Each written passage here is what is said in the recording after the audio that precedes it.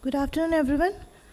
My name is Dr. SURBHI SHALINI from PMCH. I am here presenting a case of double anterior chamber complication of deep anterior lamellar keratoplasty, DALK.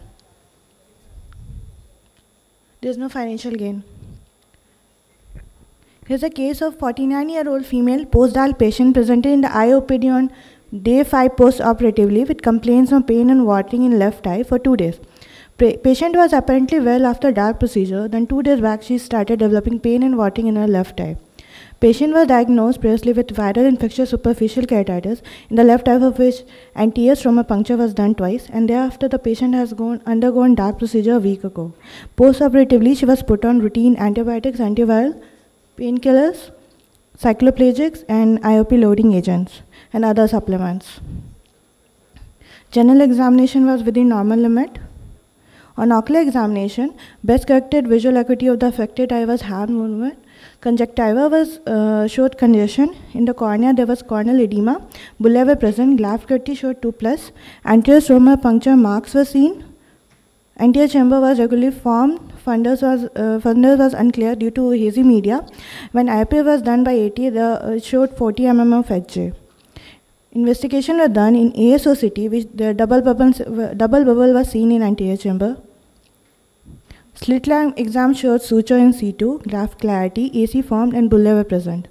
B scan showed posterior chamber as anechoic.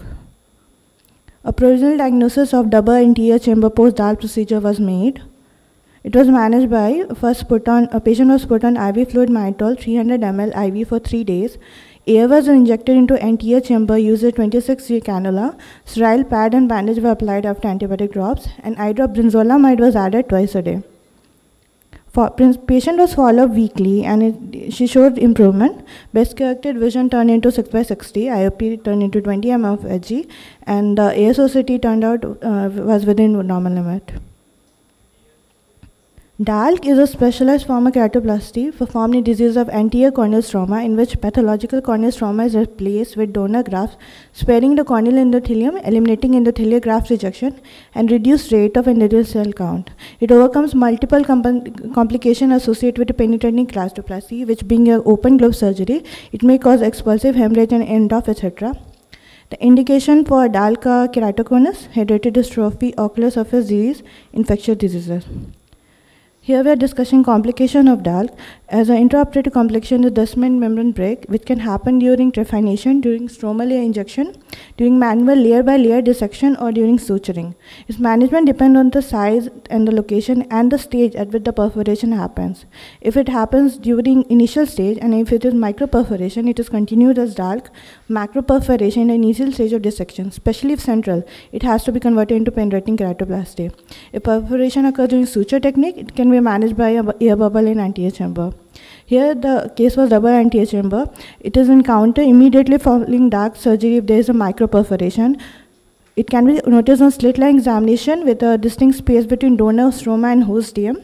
Very small peripheral double chamber may resolve spontaneously, but a large chamber requires air or perfluoroprofane gas injection.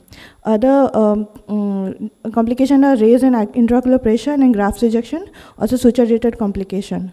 In conclusion, DALK is an alternative to penetrating keratoplasty for anterior corneal stroma disease, has proven to be better time and again. It has become an automatic choice for disease for anterior cornea requiring keratoplasty. However, it is not without complication, but the complication can be managed if they were identified and managed early. Thank you.